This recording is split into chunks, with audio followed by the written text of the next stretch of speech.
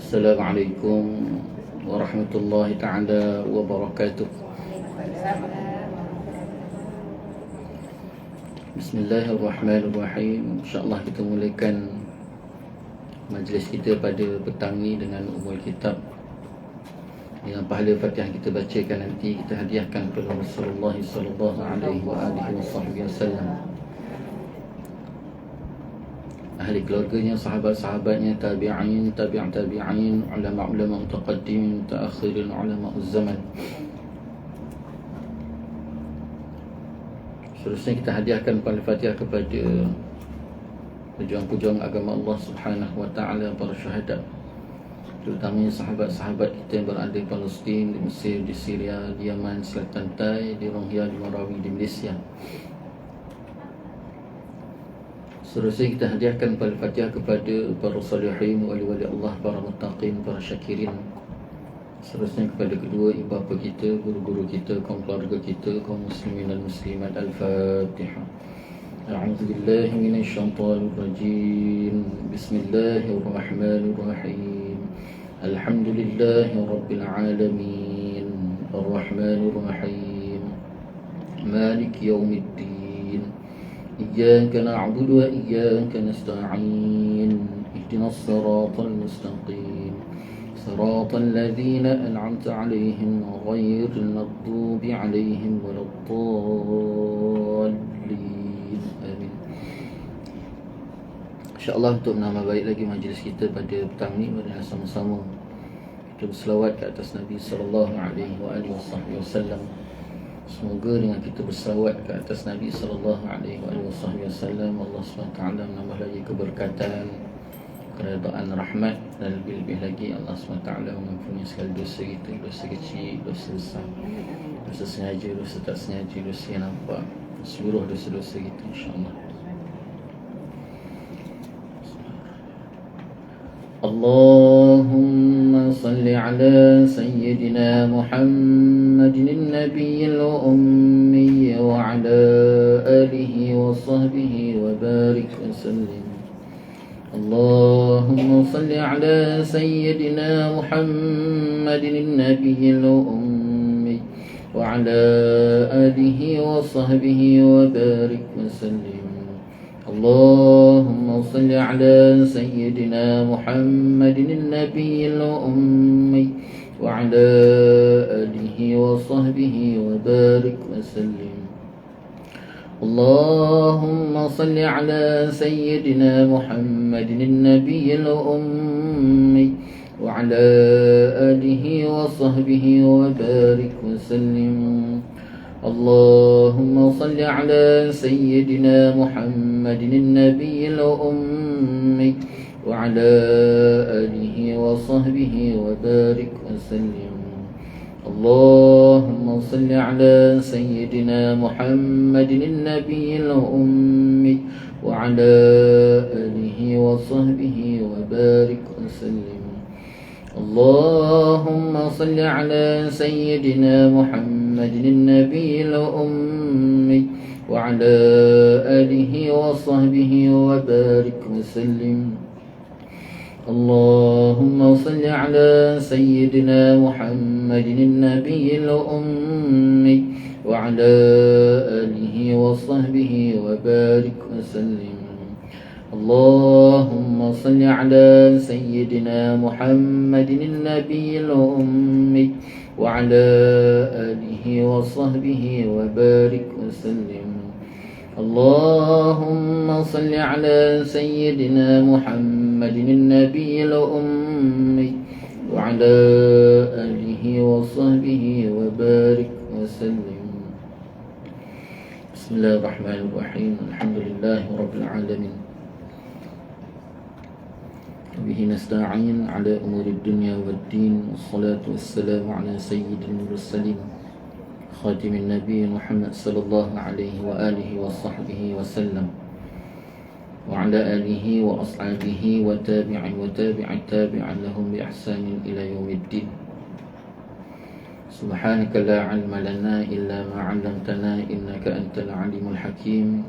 رب اشرح لي صدري ويسر لي أمري واحلل عقدة من لساني يفقهوا قولي رب زدنا علما وارزقنا فهما اللهم يسر ولا تعسر رب تمم بالخير يا فتاح يا عليم افتح لنا فتوح العارفين ولا حول ولا قوة إلا بالله العلي العظيم ولا حول ولا قوة إلا بالله العلي العظيم ولا حول ولا قوة إلا بالله العلي العظيم أما بعد قال الله تعالى في القرآن العظيم أعوذ بالله من الشيطان الرجيم بسم الله الرحمن الرحيم ألم نشرح لك صدرك ووضعنا عنك وزرك الذي أنقض ظهرك ورفعنا لك ذكرك فإن مع العسر يسرا إن مع العسر يسرا فإذا فرغت فانصب وإلى ربك فارغب صدق الله العظيم.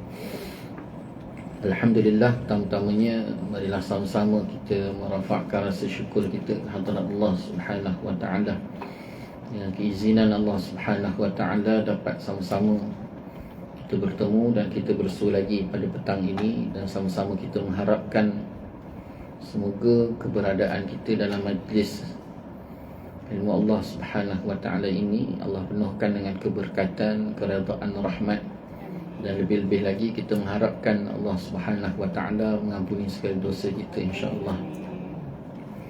Dan insya-Allah pada petang ni saya nak berkongsi dengan mak kakak yang dikasihi oleh Allah Subhanahu wa taala sambungan kisah daripada kisah Nabi Allah Ibrahim alaihissalam. Sebelum ni kita cerita tentang kisah Nabi Allah Ibrahim yang bermula pembesarannya di Babylon sehinggalah sampai dia mempunyai satu keimanan dan keyakinan bercanggah dengan penduduk Babylon, sampailah dia dibakar. Kemudian selepas daripada itu pertemuan Nabi Allah Ibrahim dengan Namrud, kemudian sampailah dia meninggalkan Babylon, keluar. Peristiwa diteruskan lagi sampailah Nabi Allah Ibrahim pergi ke Syam. Itu ingat saya, dan kita sambung kisah Nabi Allah Ibrahim menghantar Nabi Allah Ismail dan Hajar ke tengah-tengah padang pasir Gersam. Itu kita ambil satu part cerita yang hanya semata-mata kisah tentang korban. Ini sambungan siri yang ketiga. Di sini saya datangkan satu, Allah Ta'ala datangkan satu firman-Nya di dalam surah Ibrahim. Dalam satu Ibrahim, dalam surah Ibrahim ayat 35 sehingga ayat 41. Muka surat ada tak? Surah Ibrahim. Saya sebab pakai terjemah, jadi dia tak ada. Sekejap saya cuba cari.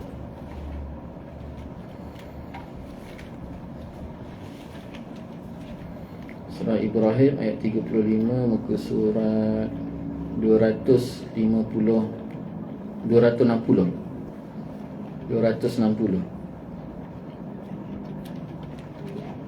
Ayat 35 sehingga ayat 41. 260. Muka surat 260, juzuk yang ke-13. Juzuk yang ke-13, muka surat 260, ayat yang ke-35 sehingga ayat 41.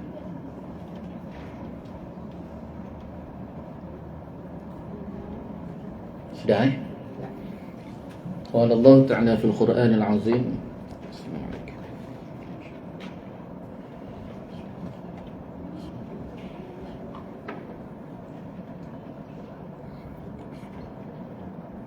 A'udzu billahi minasy syaithanir rajim. Bismillahirrahmanirrahim. وإذ قال إبراهيم رب اجعل هذا البلد آمنا واجنبني وبني أن نعبد الأصنام. Dan ingatlah ketika Nabi Ibrahim berdoa dengan berkata, wahai Tuhanku, jadikanlah negeri Mekah ini negeri yang aman, dan jauhkanlah daku dan anak-anakku daripada perbuatan menyembah berhala. Rabbi innahunna adlalna katsiran minan nas faman tabi'ani fa innahu minni wa man 'asani fa innaka ghafurur rahim. Wahai Tuhanku, berhala-berhala itu telah menyebabkan sesat banyak di antara umat manusia.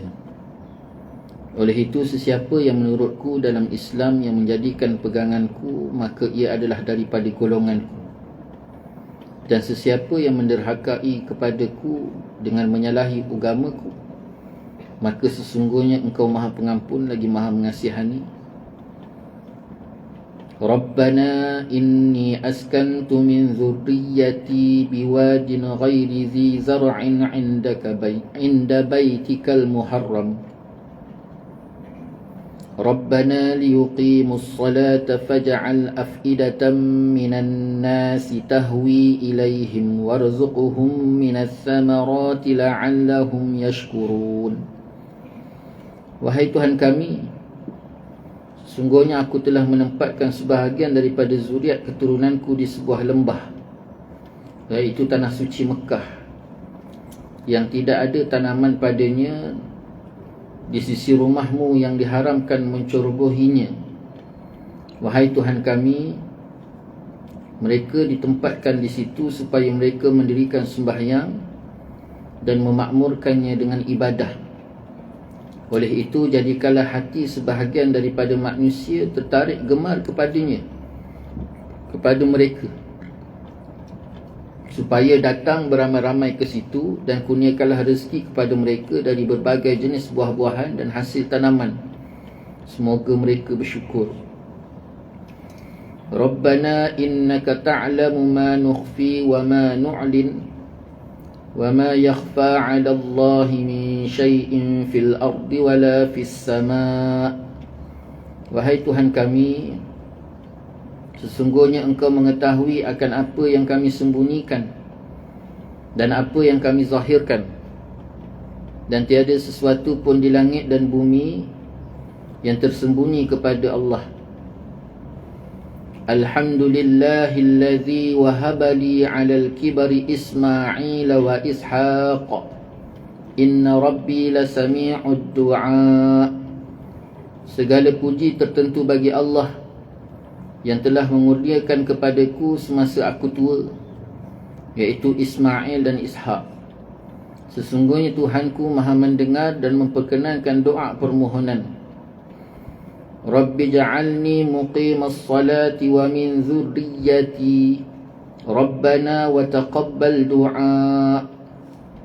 Wahai Tuhanku, jadikanlah daku orang yang mendirikan sembahyang, dan demikianlah juga zuriat keturunanku.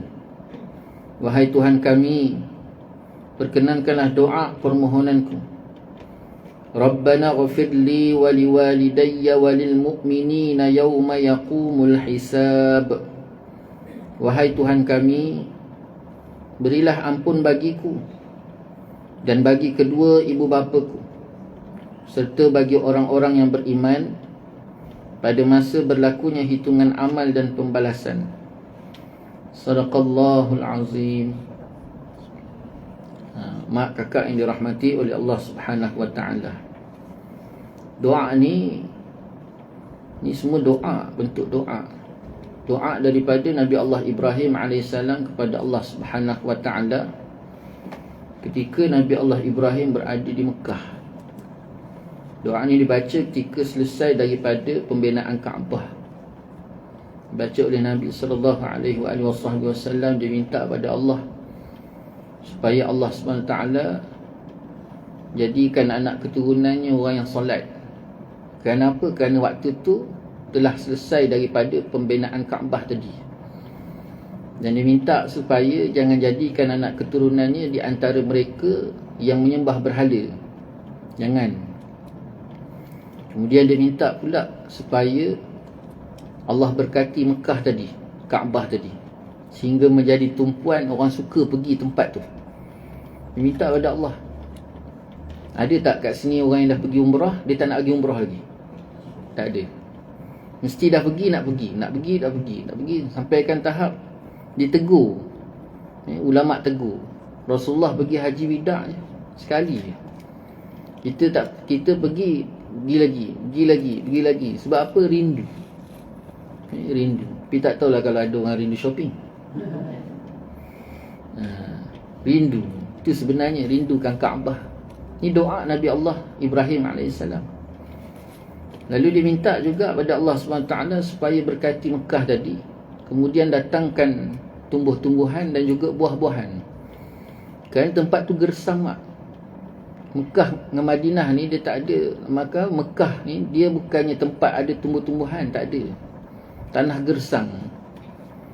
Allah jadikan tanah tu tanah gersang yang tidak ada tumbuhan, tidak ada buahan, tidak ada penghidupan, tak ada air.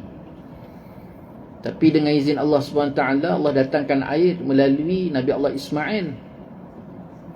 Dan Allah hidupkan tempat tu dengan datangkan air tadi, tumbuh-tumbuhan dan juga akhirnya penghidupan. Hari ni mak, kita datang, cuba bagi tahu saya buah apa yang tak ada. Ada tak pokok buah? Tak ada. Tapi buah apa yang tak ada? Itu sebab ulama sebut di antara doa Nabi Allah Ibrahim tadi, dia sendiri minta buah. Buah tu dipenuhkan di Mekah tu. Pokok buah tak ada, tapi buah ada. Buah apa mak datang keluar je masjid tu tengok. Saya tanya mak minum jus dekat Mekah tu dengan minum jus kat Malaysia mana sedap? Original dia tak ada campur air. Dia tak ada campur gula. Dia tak ada campur air batu. Minta air batu boleh letak. Kita tak, semua dimasuknya. Telajak gula, dah tak tahu buah apa. Rasa gula je. Dia tak fresh. Ini berkat doa daripada Nabi Allah Ibrahim AS. Dan akhirnya dia minta pada Allah SWT supaya Allah Ta'ala ampunkan dosa dia, dosa kedua bapa dan seluruh mukmin. Seluruhnya minta pada Allah. Ini doa ni dibaca mak di Mekah. Kisah sebaliknya sambungan daripada setelah Nabi Allah Ibrahim masuk ke Syam, daripada situ Siri dia. Dan kita cerita ketika Nabi Allah Ibrahim berada di Palestin, mula kat situ. Jadi waktu Nabi Allah Ibrahim dia nak masuk ke Palestin ni mak, hebatnya Allah. Ni dikatakan hidup kita kalau berpegang dengan perancangan Allah, satu benda yang di luar jangkaan akal kita. Tapi kalau kita yang merancang dan kita tak menerima ketetapan Allah, tu yang jadi hati rasa rosak, rasa keluh kesah. Jadi bila ikut perancangan Allah, Allah merancang tu dan akhirnya kita Masya Allah, dia akan keluar macam tu.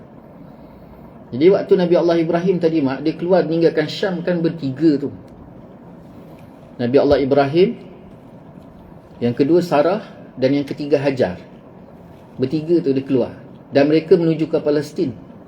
Dan memang Allah Ta'ala perintah supaya masuk Palestin. Jadi dalam perjalanan nak ke Palestin tu mak, tiba-tiba dapat berita bahawa Lut, ingat tak Nabi Allah Lut? Nabi Allah Lut siapa?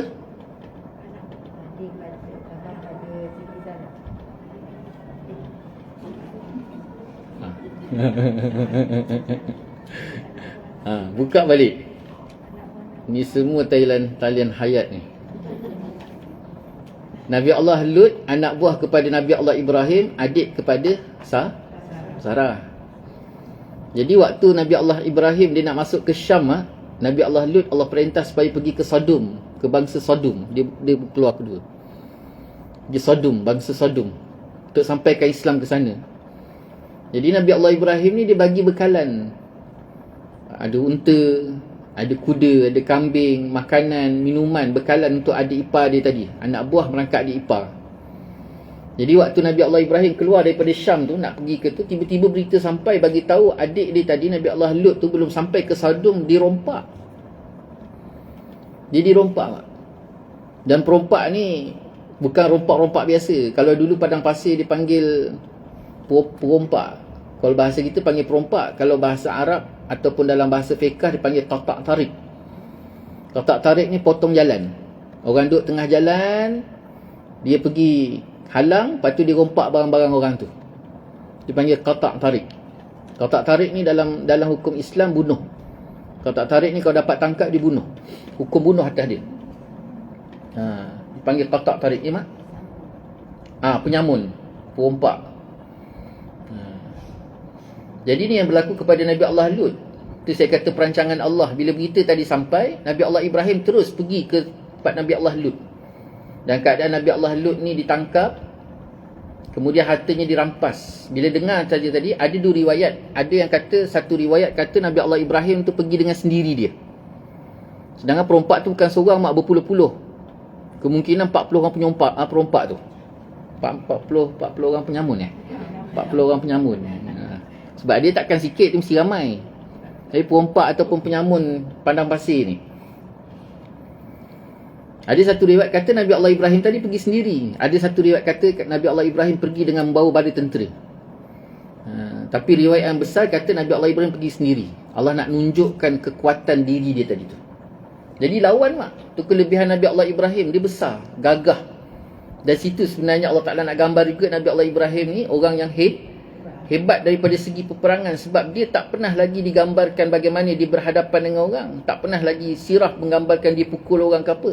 Jadi waktu tu Allah tunjukkan 40 seramai-ramai perompak tu yang selama ni ditakuti tu mak, habis semua. Sampai akhirnya mereka serah pulang balik harta Nabi Allah Lut. Nabi Allah Lut dilepaskan. Dan akhirnya Nabi Allah Lut terus berjalan pergi ke Sodom.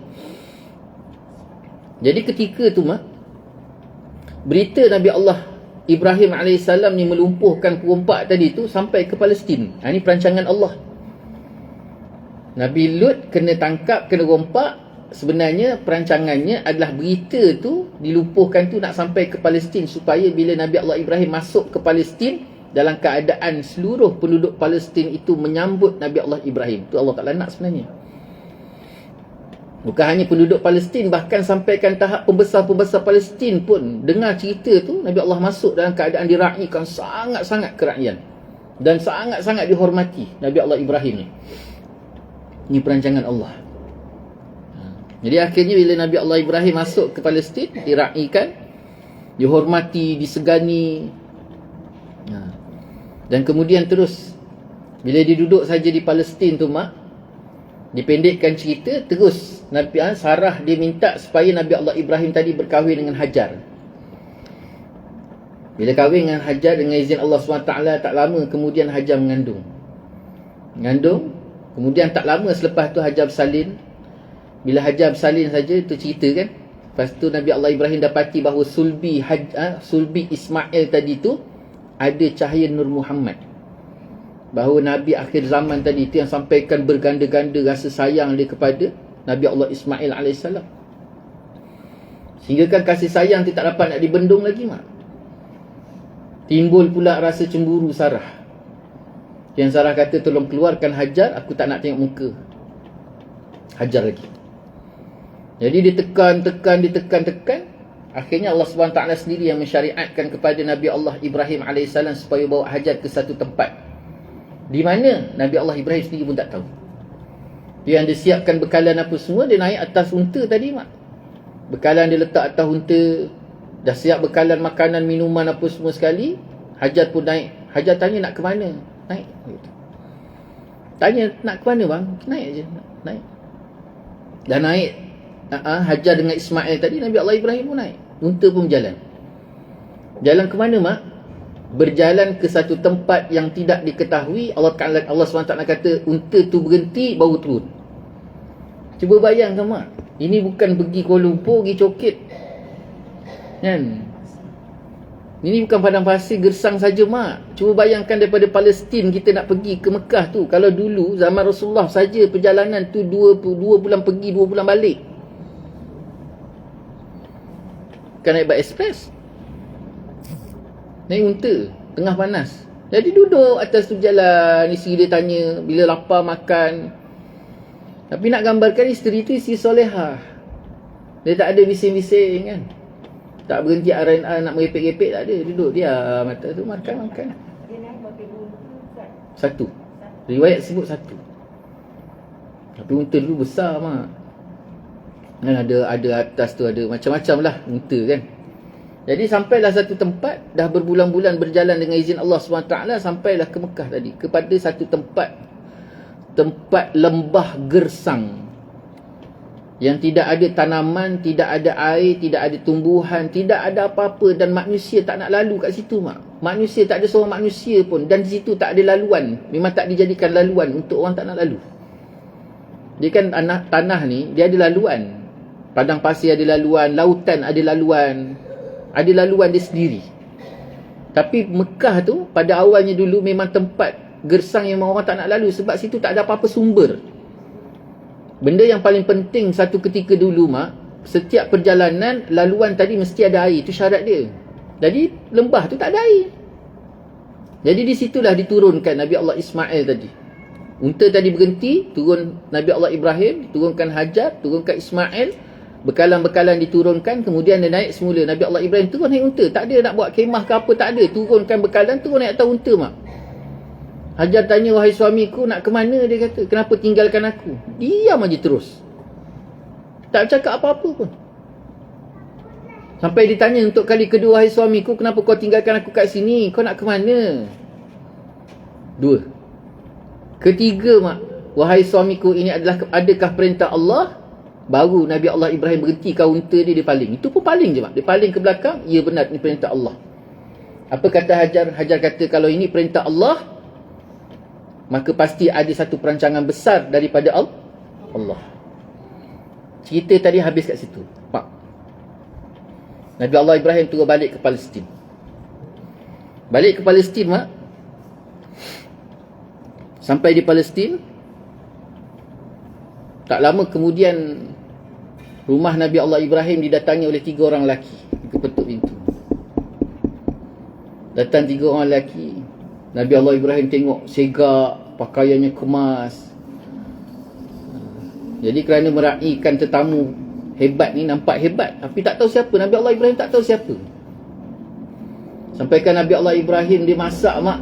Disebut, riwayat menyebutkan dia masak, dia panggang anak lembu. Dipanggang anak lembu. Kita makan mak lembu, bapak lembu, tok lembu. Kita makan kambing tua. Arab tak, mak, dia tak makan benda-benda tu.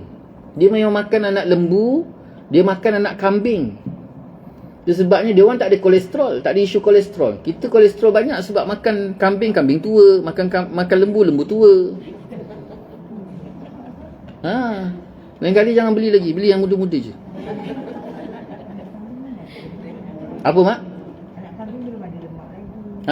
Dia tak ada kolesterol, jadi sihat makan.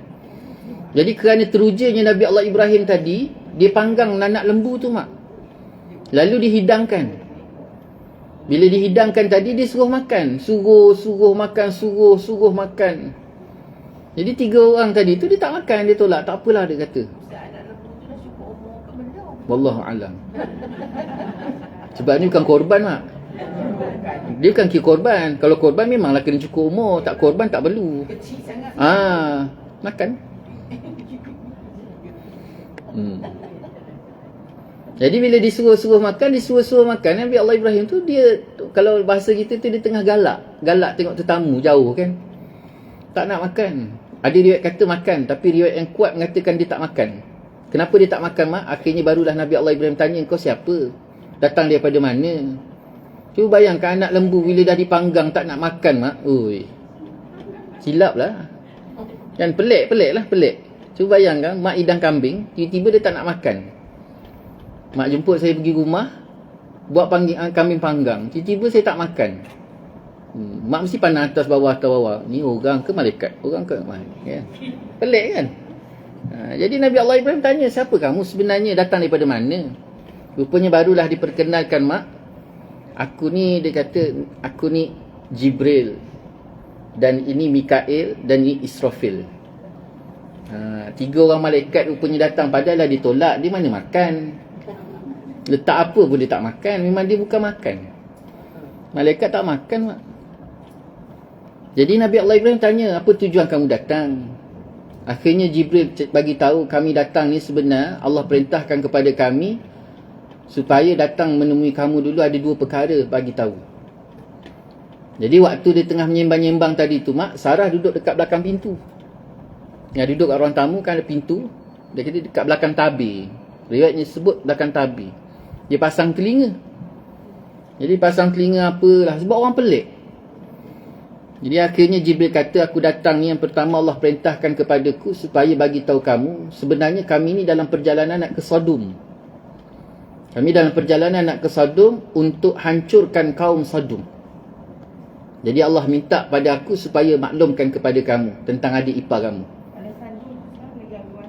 Itu mak, laut mati. Laut mati tu. Ya Allah Ta'ala terbalikkan tu. Sebab Sodom ni, kaum Sodom ni dia buat kerja lelaki dengan lelaki, perempuan dengan perempuan tu. Yang Jibril datang 3 orang tu. Kan kalau kita buka cerita Nabi Allah Lut pula, kan ada 3 orang malaikat datang tu. Tu dia tadi tu. Yang sampaikan 3 orang malaikat yang datang tu pun, kaum dia sibuk-sibuk minta, wahai Lut, bagilah serahkanlah 3 orang tu pada kami, dia kata. Sampai tahap macam tu, teruknya. Jadi 3 orang tu lah yang datang. Asalnya dia datang daripada rumah Nabi Allah Ibrahim di Palestin. Jadi pergi ke Sodom. Dia kata, kami diperintah oleh Allah SWT singgah sini maklumkan pada engkau perkara pertama, kami dalam perjalanan ke Sodom, Allah perintah hancurkan Sodom, terbalikkan Sodom. Dan yang kedua, wahai Ibrahim, Allah perintahkan kepada kami supaya bagi tahu engkau bahawa Sarah dalam keadaan, bila dengar saja Jibril nak hancurkan Sodom tadi, Sarah yang duduk dekat belakang tabir tu, mak dia jerit. Jerit suka. Dia jerit suka. Kenapa dia jerit suka? Dia jerit suka sebab dia sangat risau adik dia tu. Dan dia tahu apa yang berlaku di Sodom. Jadi bila dengar Jibril datang nak pergi hancurkan Sodom tu, dia sukalah. Itu sebab dia jerit suka. Yang kedua pula dia kata, wahai Ibrahim, Allah perintahkan kepadaku supaya bagi tahu engkau, Sarah dalam keadaan mengandung. Namanya Ishak, dan anak Ishak itu Yakub. Terkejut. Menggigil Nabi Allah Ibrahim mendengar. Mak tahu tak berapa usia Nabi Allah Ibrahim ketika tu? Tahu tak? Hampir 100 tahun. Dan Sarah sendiri hampir 90 tahun. Dia beza 10 tahun. Dan akhirnya Nabi Allah Ibrahim kata, benar, adakah benar berita ni? Benar ni daripada Allah. Allah perintah. Mana mungkin aku boleh, mana mungkin Sarah boleh melahirkan anak? Tu yang Sarah keluar, mak. Sarah keluar, dia kata apa? Aku ni mandul, dia kata. Macam mana aku boleh melahirkan anak? Dan suami aku tua. Dia cakap tengah-tengah masa tu. Nanti akhirnya Allah jawab. Allah kata, sesungguhnya aku menunaikan segala apa yang telah dipohon oleh Ibrahim. Dan aku datangkan berita ni sebagai satu berita yang sangat gembira untuk mengembirakan Ibrahim. Iaitu Ishak, dan anaknya adalah Yakub. Maknanya mak package. Cuba bayangkan mak dapat tahu mak mengandung. Tiba-tiba mak dah tahu tah anak yang mak mengandungkan tadi tu, nama dia, kemudian anak dia pula. Tak seronok ke? Anak Ishak. Yusuf punya bapa. Yakub Yusuf, betul. Jadi akhirnya malaikat tadi pun berlalu pergi. Dah selesai dia bagi tahu 2 perkara tadi, berlalu pergi.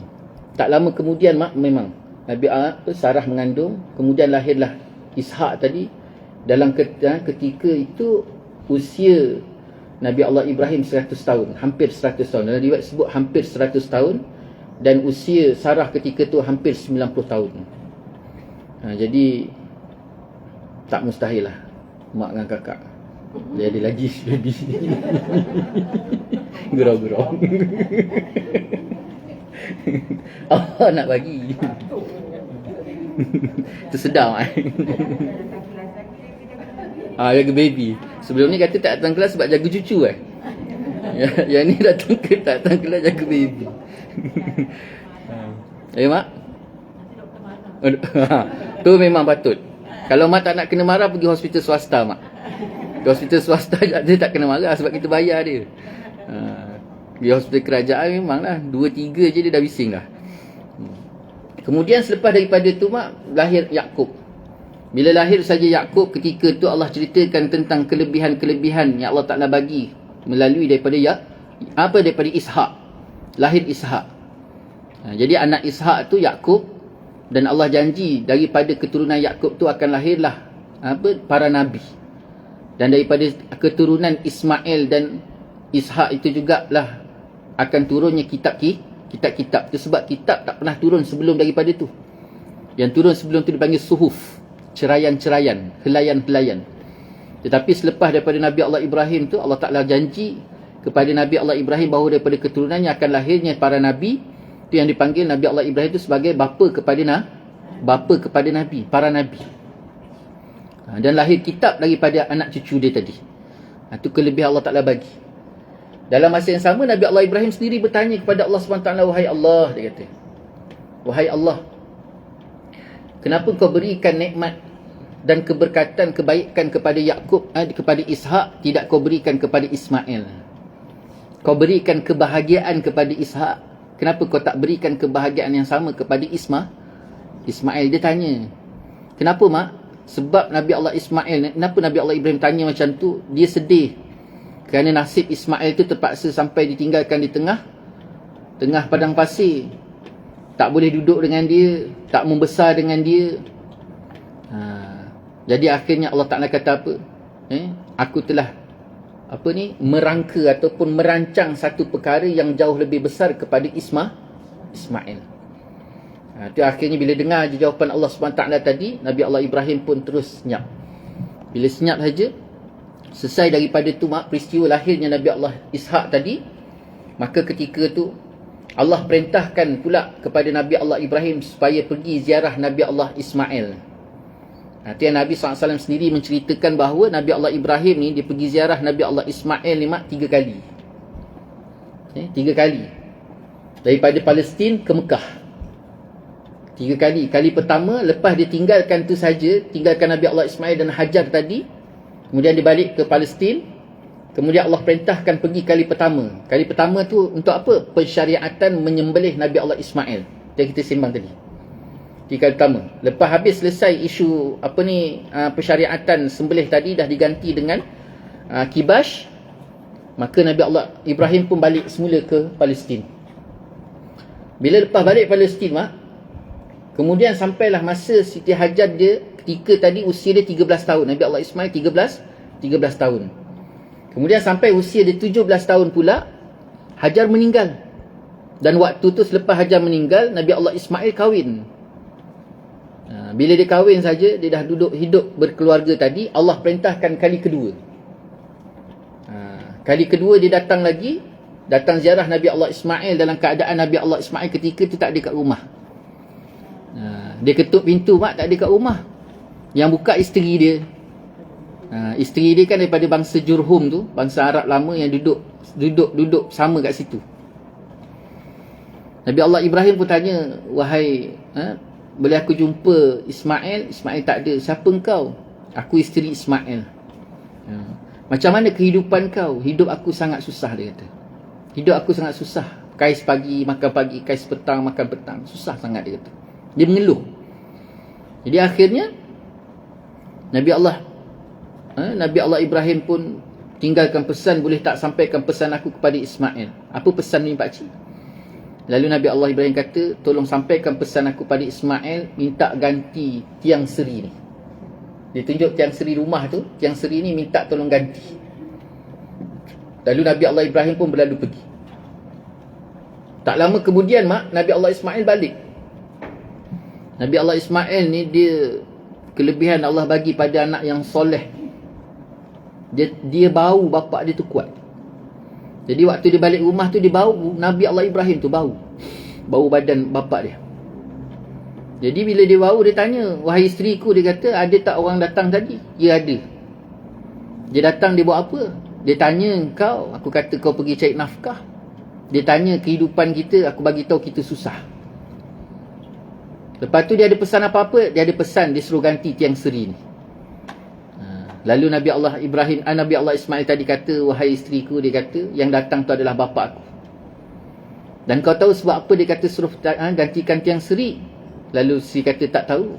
Bapa aku suruh ku ceraikan kau, pulangkan semula kau kepada keluarga kau. Jadi akhirnya diceraikan isteri dia dan pulangkan semula kepada keluarganya tadi. Kemudian dalam kedatangan yang kedua tu pula juga, selepas daripada penceraian tadi, Nabi Allah Ismail pun kahwin lagi.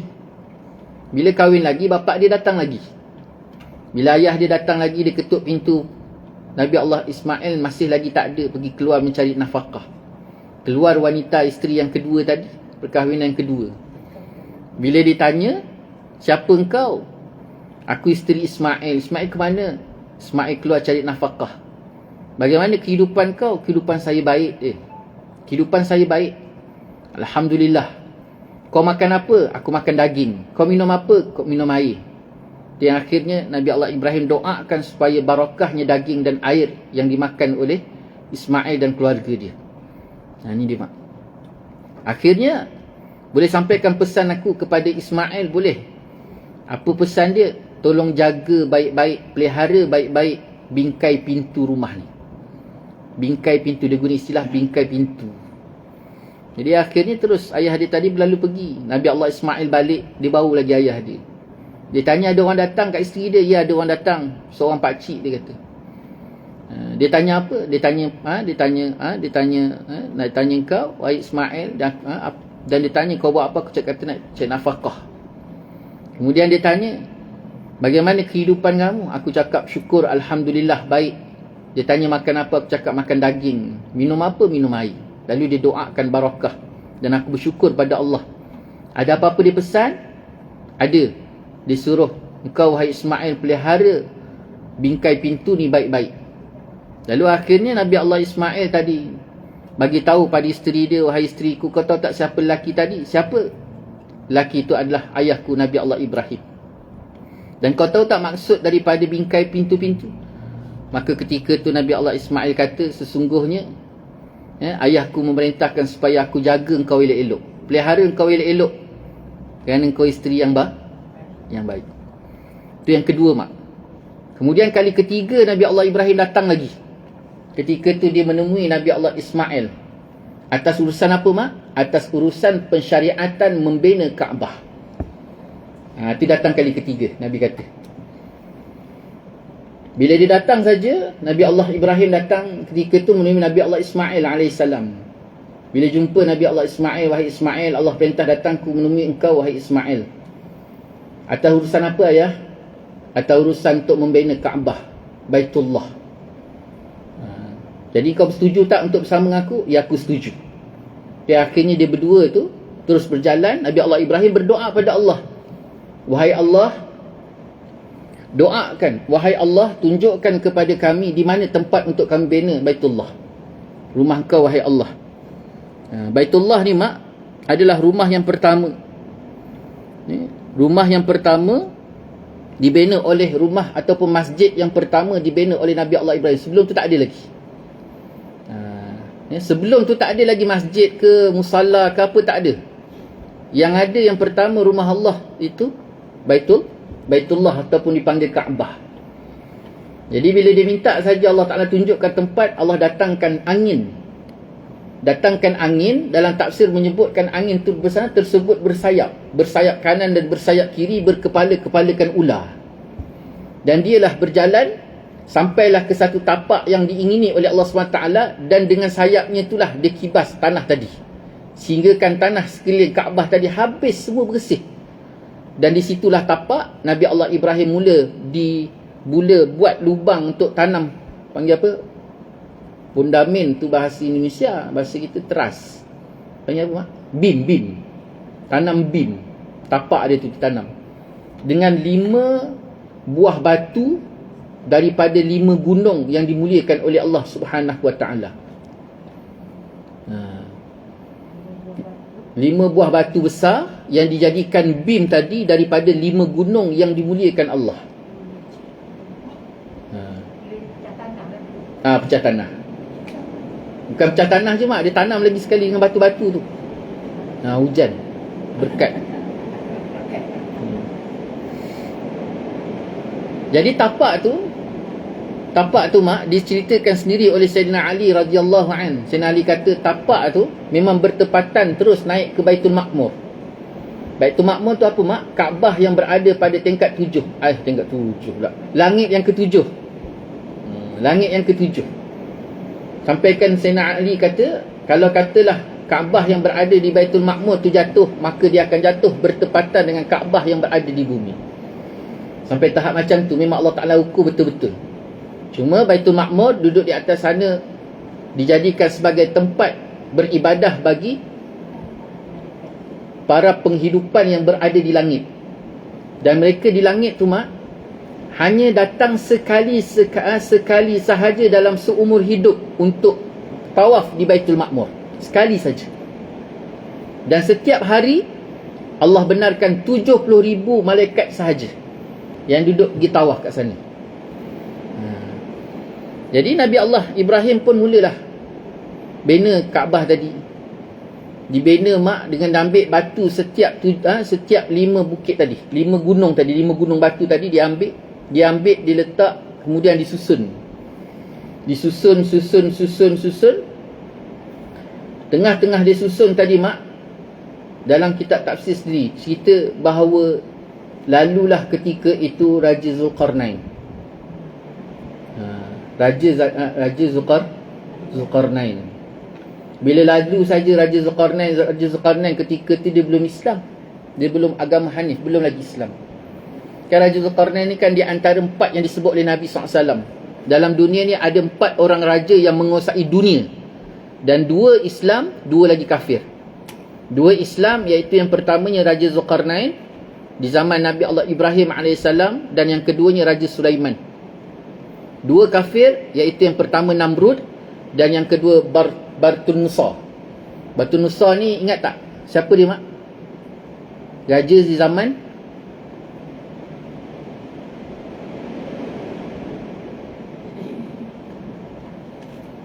macam sedap tidur je mak. Ni mata dah terberat ni. Dia pukul-pukul pula langit tu. Ya. Nanti kejap lagi saya cerita lagi. Siapa Batu Nusa tu mak? Raja apa? Batu Nusa tu mak, dia adalah raja di zaman Nabi Allah Uzair AS. Ingat tak? Nabi Allah Uzair yang tidur 100 tahun bersama dengan keldai dia. Itu Batu Nusa. Riwayat sebut dia, tapi ada khilaf lah. Cuma ulama sebut di situ Raja Batu Nusa tu. Zaman tu, zaman raja yang sangat zalim, tapi dia menguasai dunia selain daripada Namrud. Jadi Raja Zulkarnain tadi bila dia datang, dia tengok Nabi Allah Ibrahim tengah bina, kalau bahasa kita tu takkanlah sebut Kaabah. Jadi bina satu bangunan. Lalu dia tanya, kau buat apa ni? Dia kata, kau sedang buat apa? Apa yang kau bina ni? Aku sedang membina Baitullah, rumah Allah.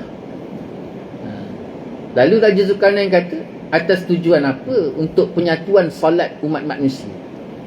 Siapa yang suruh? Allah perintah. Apa hujah dan dalil bahawa ini perintah Allah? Lalu dia kata, hujah dia, dalilnya, tandanya, iaitu pada bim bangunan tadi diletakkan 5 batu yang sangat besar, dan bukan manusia yang boleh buat. Itu Allah Ta'ala sendiri yang bagi karamah pada Nabi Allah Ibrahim. Jadi bila Raja Zulkarnain tengok tadi betul mak, yang akhirnya dia masuk Islam dengan Nabi Allah Ibrahim AS. Bila dia masuk Islam saja, maka ketika itu dia bersama-sama dengan Nabi Allah Ibrahim bina Kaabah tadi. Dia sama-sama bina Kaabah tadi. Lalu sampailah satu peringkat bila Kaabah tadi dah melebihi daripada Nabi Allah Ibrahim, dah tak boleh nak capai tu. Itu yang sampai Nabi Allah Ismail pula letak satu batu disusun untuk dijadi tempat pijak Nabi Allah Ibrahim supaya dapat naikkan lagi batu Kaabah tadi. Itu yang dipanggil Maqam Ibrahim. Yang dipanggil nama Maqam Ibrahim.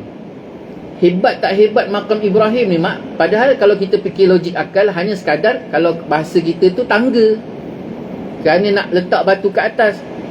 Tetapi disebabkan setiap batu yang diletak tu penuh dengan keimanan dan doa, pengharapan pada Allah, sampaikan batu yang dipijak tu pun sangat mulia. Dia letak batu tu mak, Nabi Allah Ismail dan Nabi Allah Ibrahim tak putus-putus doa minta pada Allah. Rabbana taqabbal minna innaka antas sami'ul sami'. Rabbana taqabbal minna. Ya Allah, terimalah daripada kami. Dia letak saja Rabbana taqabbal minna innaka antas sami'ul 'alim. Dia doa tu.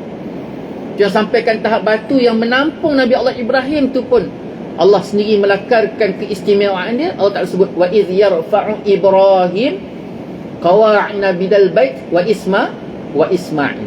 Sampai tahap macam tu Allah lakarkan istimewanya makam Ibrahim. Hari ni ada tak? Ada tak makam Ibrahim tu? Ada. Sampai tahap makam Ibrahim tu mak, pada awalnya dulu duduk dempet. Panggil apa? Kalau bahasa Melayu? Susah lah bahasa Melayu. Duduk rapat. Duduk rapat. Dia duduk rapat asalnya dengan Kaabah tu. Tapi sampailah zaman Nabi SAW, pernah ditanya oleh Sayyidina Umar, boleh tak kalau dialih? Sampailah Nabi kata boleh. Sampailah di zaman Khalifah Sayyidina Umar alih benda tu. Untuk apa? Keperluan memudahkan orang solat. Itu yang hari nampak renggang sikit.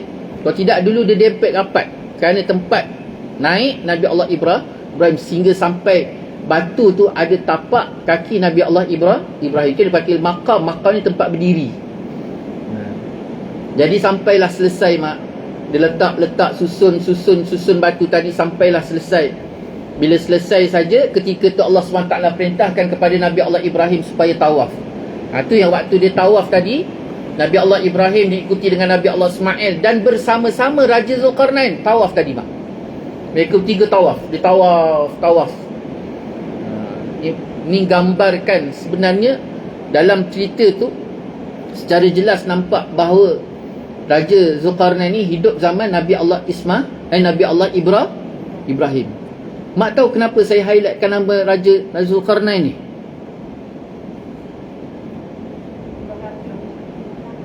Ya mak? Surah Kahfi tu satu. Nak digambarkan bahawa Raja Zulkarnain ini hidup zaman Nabi Allah Ibrahim, satu. Yang kedua mak jangan lupa riwayat juga. Kalau kita baca riwayat Raja Zulkarnain, dia ada hubung kait juga dengan tanah Melayu, iaitu tempat, terutamanya tempat kalau besi tu dipanggil apa? Yang dekat Kedah tu, susahlah nak sebut. Tempat bakar besi daripada ada orang Kedah sini. Tu tempat sungai apa nama dia tu? Sungai Batu. Sungai Batu tu kan tempat pengeluar besi yang paling terbaik dunia mak. Sungai Batu tu tempat pengeluar besi yang paling terbaik, dan dia ada hubung kait dengan zaman Zulkarnain dan Zulkarnain menggunakan besi itulah untuk benanya tembok yang menghalang Ya'juj dan Ma'juj. Jadi mak, nak cerita sekarang ni, Raja Zulkarnain ada hubung kait dengan Sungai Batu, yang menggunakan Sungai Batu tadi tu pula untuk dibina tembok Ya'juj Ma'juj yang menghalangkan Ya'juj Ma'juj. Kemudian pula mak, waktu tu tanah Melayu adalah kemuncak. Tanah Melayu ni mak jangan pandang semenanjung. Tanah Melayu ni termasuk naik sampai ke Kemboja, naik Vietnam, sampai Laos, sampai terakhir Laos. Kemudian pusing ke sana pula, sebelah kanan kita Aceh, pergi sampai ke bawah. Lepas tu pergi ke sebelah kiri pula Filipin, semua tu masuk tu semuanya tanah Melayu. Satu besar mak, itu dipanggil tanah Melayu satu kita, itu ketiga. Dan nak cerita pula, pada hujung daripada riwayat Ibn Kathir ni, dia menceritakan bahawa di antara isteri Nabi Allah Ibrahim 4, Sarah, Hajar, Qaturah, dan seorang lagi, saya ingat bapa dia nama Amin je, bintu Amin. Nama dia saya tak ingat. Jadi Qaturah ni dikaitkan dengan alam Melayu. Jadi maknanya zaman tu semuanya ada hubung kait tu mak. Nabi Allah Ibrahim, Raja Zulkarnain, Qaturah yang memang berasal daripada Melayu, ibu kepada bangsa Melayu. Masya Allah. Itu yang saya highlightkan nama Raja Zulkarnain tu, sebab ada hubung kait semua sekali.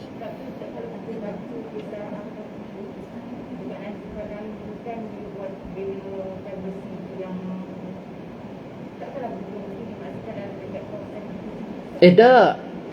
Dan kita jangan gambarkan bahawa tempat tu semua berkisar pada tempat kita. Tak. Besi yang digunakan tempat kita dan dibina benda tu, kan ada sebut di antara tempat yang mereka rangkakan di sebelah pihak China. Besi tu diguna pakai sebab besi yang paling terbaik dunia, mak. Yang kedua barulah besi yang daripada mana? Iraq ke Yaman tu. Jadi memang nak gambarkan bahawa bangsa kita ni bangsa yang hebat. Bangsa kita hebat, bangsa yang hebat, mak. Dia hebat tak hebat nanti kita cerita lain lah pasal Melaka tu pula. Tu kisahnya. Saya baca tu, mak, terjegil biji mata, mak. Masya Allah, rupanya betul. Ada hubung kait Nabi Allah Ibrahim, Raja Zulkarnain, Qaturah anak dia, sampai kata sebab bila sebut baca Raja Zulkarnain, dia ada hubung kait pula dengan Sungai Batu.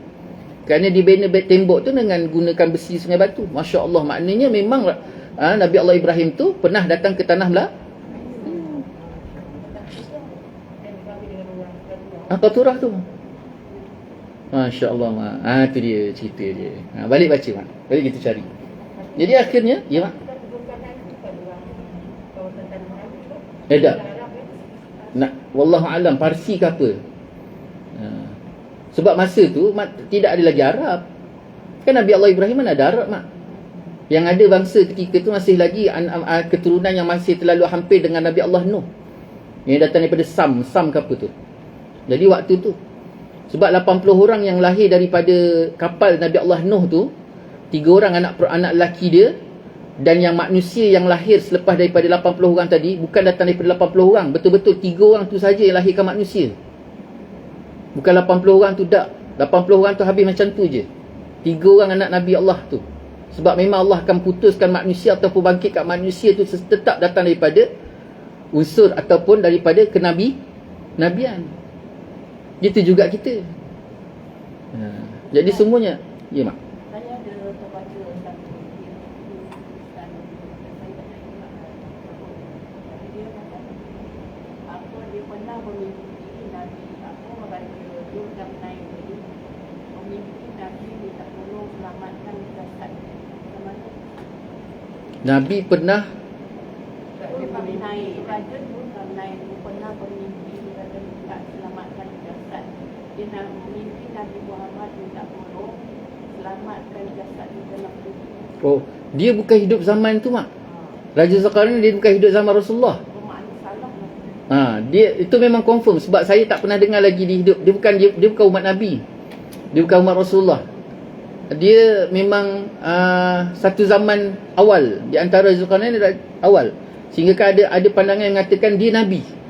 Tapi kebanyakannya yang tidak ada khilaf dia memang seorang raja. Sebab tu daripada hadis Nabi SAW sendiri yang menceritakan tentang Raja Zulkarnain tu. Tapi kalau dalam suara dia dan Zulkarnain ini juga seperti apa Nabi lain dapat orang juga dari Allah. Mungkin dia termasuk orang soleh. Nabi wallahu a'lam. Cuma bukan dia ada khilaf. Dekat situ khilaf lah untuk meletak. Macam tu juga Luqman. Luqman dengan anak dia ada setengah tafsir katakan dia tu Nabi. Tapi tak mustahil sebab Nabi SAW sendiri pun sebut Nabi tu ada 300,000. Nabi tu sendiri ada 300,000. Rasul tu ada 120,000. Rasul tu saja ada 120,000. Yang wajib kita mengimani 25 orang. Jadi maknanya tak mustahil lah Luqman tu termasuk Nabi, Raja Zulkarnain termasuk Nabi. Itu sebabnya kalau kita perincikan pula tentang pentakrifan, pengenalan kita bahawa para Nabi dulu mereka macam ulama' pada hari ni. Macam tu. Kuasa bidang dia tu. Jadi akhirnya selesailah bina Kaabah tadi. Jauh kita jalan. Dah pergi ke Mekah, balik tanah Melayu sekejap, pergi Mekah balik, mak. Jadi selesai bina Kaabah tadi, terus Nabi Allah Ibrahim pun balik semula ke Palestin. Balik ke Palestin, pernah satu hari seorang sahabat Nabi SAW datang menemui Nabi SAW. Dia tanya, ya Rasulullah, apakah masjid yang paling pertama berada dibina di atas dunia? Lalu ketika itu Nabi kata masjid yang pertama dibina adalah Baitullah, Kaabah. Siapa bina? Nabi Allah Ibrahim. Itu Nabi sebut sendiri. Lalu ditanya lagi, apakah masjid yang kedua? Masjid kedua yang dibina, Nabi kata masjid kedua yang dibina adalah Masjidil Aqsa. Lalu ditanya siapa yang bina Masjid Aqsa? yang membina Masjidil Aqsa ketika tu adalah Nabi Allah Yaqub. Ini hadis Nabi mak. Nabi Allah Yaqub. Dan Nabi kata setelah 40 tahun Baitullah dibina oleh Nabi Allah Ibrahim. Setelah 40 tahun dibina Baitullah tadi, barulah Nabi Allah Yaqub pula bina Masjidil Aqsa. Lalu para ulama tanya, daripada kata-kata Nabi SAW tadi, ada para ulama bangkitkan, bukan ke Masjidil Aqsa tu dibina oleh Nabi Allah Sulaiman. Ni Ibnu Katsir bangkit mak. Bukan ke Masjidil Aqsa tu dibina oleh Nabi Allah Sulaiman. Lalu Ibnu Katsir jawab, Masjidil Aqsa tu dibina oleh Nabi Allah Yaqub, cucu kepada Nabi Allah Ibrahim, anak kepada Nabi Allah Ishaq. Dan Nabi Allah Sulaiman pula dia membesarkan lagi. Kalau bahasa kita tu renovate. Direnovate lagi Masjidil Aqsa tadi. Pembesaran berlaku di zaman Nabi Allah Sulaiman alaihissalam. Nabi Allah pembesaran dilakukan oleh Nabi Allah Sulaiman. Dibina oleh Nabi Allah Yaqub. Pembesaran dilakukan oleh Nabi Allah Nabi Allah Sulaiman. Ni dah tahap gaban dia ngantuk ni mak.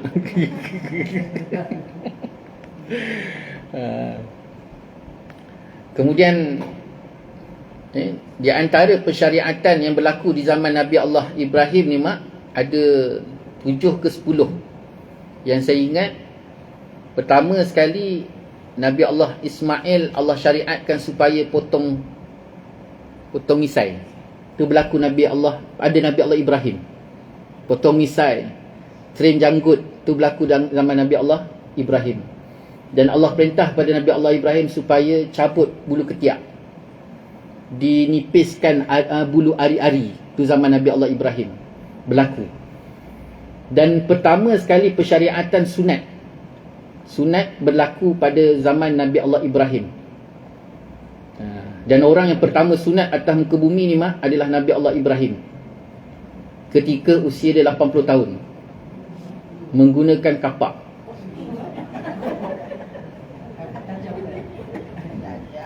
Tak, ni bukan kelakar mah, ni dalam Ibnu Katsir. Saya bercerita. Tak, yelah memang macam kelakar kan. Sebab selalunya anak-anak kita pun kita buat takut-takut macam tu kan. Dah tu baru nak sunat, pakai kapak. Padahal betul mak dia. Dalam Ibnu Katsir sebut Nabi Allah Ibrahim mula disunat, Allah syariatkan sunat ketika Nabi Allah Ibrahim usia dia 80 tahun. Ini 80 tahun. Dan riwayat menyebutkan dalam Ibnu Katsir sebut Nabi Allah Ibrahim mula potong benda tu pakai kapak. Digunakan kapak. Kemudian terus disyariatkan kepada Nabi Allah Ismail dan Nabi Allah Ishaq. Macam mana? Mak janganlah cakap kapak tumpul. Nilu dengar. Macam mana mak? Dia buat dulu.